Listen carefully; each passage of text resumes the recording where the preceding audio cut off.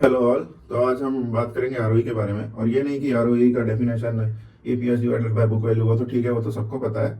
हम बेसिकली बात करेंगे कि आरओई का यूज़ क्या है, उसकी स्ट्रीट स्मार्ट यूटिलिटी। हम इन्वेस्टर है, हमको इन्वेस्ट करना है, तो आरओई देखकर किसी कंपनी का हमें क्या पता चलता है। तो आरओई से एक तो पता चलेगा ये कि प्रमोटर चोरी तो नहीं कर रहा है। तो एक केस में क्या होता है कि प्रमोटर क्या करते हैं कि सेल्स तो बुक हो जाता है कंपनी में, उसके बाद उसका प्रोडक्ट बनाने में जो रॉ मटेरियल यूज़ होता है, कॉस्ट ऑफ गुड्स सोल्ड, उसके बाद एम्प्लॉय कॉस्ट और जो और भी खर्चे होते हैं, तो वो ओवर इन्फ्लेट कर सकता है प्रमोटर उनके बिल्स, और पॉकेट कर लेगा डिफरेंस, फिक्टिशियस एम्प्लॉय शो कर देगा। तो जो उससे क्या होगा, ऐसा बिल ओवर इन्फ्लेट करने से आपका जो प्रॉफिट का नंबर है, operating profit margin, net profit margin, वो मार्जिन कम हो जाएंगे, तो आरओई का नंबर भी कम आएगा। तो अगर आप देख रहे हैं कि इंडस्ट्री वाइड वही इंडस्ट्री में आरओई और कंपनीज 20% शो कर रहे हैं और आपकी कंपनी 10% शो कर रही है, तो फर्दर इन्वेस्टिगेट करना होगा आपको कि इंडस्ट्री वाइड एम्प्लॉय कॉस्ट क्या चल रहा है, रॉ मटेरियल का कॉस्ट क्या है, तो आपका प्रमोटर ओवर इन्फ्लेट तो नहीं कर रहा, उससे आपको एक आइडिया लग जाएगा। फिर दूसरा क्या है कि क्या होता है कि कंपनी मैनेजमेंट तो आके कौन कॉल में गाइडेंस दे देती है कि हम 30% ग्रोथ करेंगे। पीछे भी किया होगा, आगे भी ऑप्टिमिस्टिक रहेंगे, प्रोडक्शन लाइन बैठा दी होगी, प्रोडक्शन जोरों शोरों से हो रहा होगा।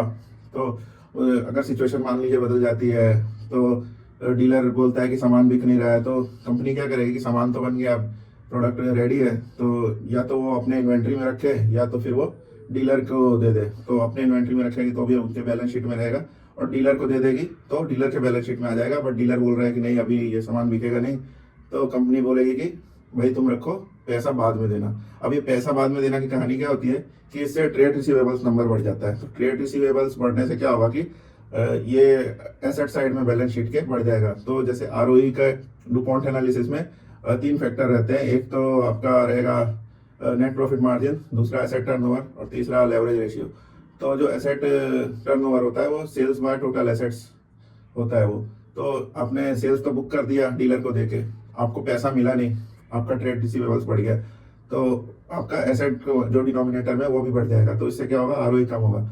और दूसरा, इन्वेंट्री में अगर आपने रखा है अपने इन्वेंट्री में, तो उससे क्या होगा कि सेल्स आपने बुक नहीं किया, तो उससे तो आरओई का नंबर और भी कम होगा। तो अगर आप देख रहे हैं कि सेल्स ग्रोथ हो रहा है कंपनी का, तो साथ के साथ ये भी देखना है आपको कि इन्वेंट्री भी उस रेट से ही बढ़ रही है, इन्वेंट्री और ट्रेड रिसीवेबल का नंबर, या उससे ज्यादा रेट से बढ़ रही है। अगर ज्यादा रेट से बढ़ रही है तो फिर आपको फर्दर इन्वेस्टिगेट करना होगा कि ये चैनल चोकिंग हो रहा है, चैनल स्टफिंग कर रही है क्या कंपनी। तो ये भी आपको आरओई से पता चल जाएगा। तो आरओई का जैसे ब्रेकअप होता है डुपॉन्ट में कि एक asset turnover ratio, net profit margin, और तीसरा डेट टू इक्विटी रेशियो, जो लेवरेज रेशियो भी होता है जो बोलते हैं। तो जो डेट टू इक्विटी रेशियो है, ये अगर लैंडिंग बिजनेस है कंपनी का, तब तो ये रहेगा ही, हाई रहेगा। और वो कितना हाई रहेगा, कितना कितना जाना चाहिए, कितना चला गया, तो कोई चिंता की बात नहीं। ये सब जब हम लैंडिंग बिजनेस एवेलुएट करेंगे तब हम समझेंगे। अभी हम देख रहे हैं कि कोई जैसे दूसरा मैन्युफैक्चरिंग बिजनेस है, कुछ कोई कंपनी कुछ प्रोडक्ट बनाती है, तो उसमें डेट टू इक्विटी रेशियो कितना है, क्या मैनेजमेंट डेट मैनेज कर पा रही है कि नहीं कर पा रही है। अगर कॉस्ट ऑफ फंड आरओई से कम है बहुत, तो फिर ये तो इसेंशियली क्या है कि आप दूसरे के पैसे से बिजनेस कर रहे हो, तो ये तो बहुत बढ़िया है। और ये भी देखना है कि सिक्लिकल बिजनेस है क्या, तो अप साइकिल में तो नहीं है बिजनेस, उस टाइम आरओई बहुत हाई होगा डेट के कारण, और डाउन साइकिल में वही चीज परेशान करेगी। तो एक चीज पहले ये देखना है कि आरओई डेट के कारण ही तो आर्टिफिशियली हाई नहीं है। अगर डेट के कारण है तो फर्दर इन्वेस्टिगेट करना है ये सब चीजें। अब आ जाते हैं हम ये इन दो फैक्टर्स पे, एसेट टर्नओवर और नेट प्रॉफिट मार्जिन। तो एसेट टर्नओवर क्या है कि total sales by total assets, और दूसरा क्या है आपका नेट प्रॉफिट मार्जिन, जो कि है आप net profit divided by total sales. तो पहले एसेट टर्नओवर की बात करते हैं कि दो टाइप के बिजनेसेस हैं। देखिए, एक एक है आपका लग्जरी प्रोडक्ट जो बेचती है कंपनीज, कि वो बहुत सिलेक्ट कस्टमर को केटर करेगी, और उनका जो एसेट टर्नओवर होगा वो बहुत लो होगा, क्योंकि उनका कस्टमर बेस ही बहुत छोटा है। तो उनका क्या होगा कि प्रॉफिट मार्जिन बहुत हाई होना चाहिए, ग्रॉस प्रॉफिट मार्जिन और नेट प्रॉफिट मार्जिन ये सब हाई होना चाहिए। तो जैसे कि कोई कंपनी है जो ऐसा 5 लाख का बैग बेच रही है, बेल्ट बेच रही है 5 लाख का, जिसका बनाने का कॉस्ट बोलते हैं 500 रुपये आता है, 5 लाख का बेल्ट बेच रही है। तो बेच रही है क्योंकि वो बेच पा रही है, उसका क्रिटिसिज्म करने का कुछ मतलब नहीं है। आप मत लो अगर आप नहीं ले सकते तो, अगर वो बेच सकती है इसलिए बेच रही है, उसके पास एक कस्टमर बेस है। तो उसमें क्या होगा कि उसका जो बाकी के कॉस्ट है, ये ग्रॉस प्रॉफिट तो बहुत हाई है, बट उसके बाकी के कॉस्ट है, एम्प्लॉय कॉस्ट होगा, फिर हाई एंड मॉल में उसका शोरूम होगा ग्राउंड फ्लोर में, और उसका रेंटल बहुत ज़्यादा होगा, और उसका टर्नओवर बहुत कम होगा कि सामान बार बार नहीं बिकेगा।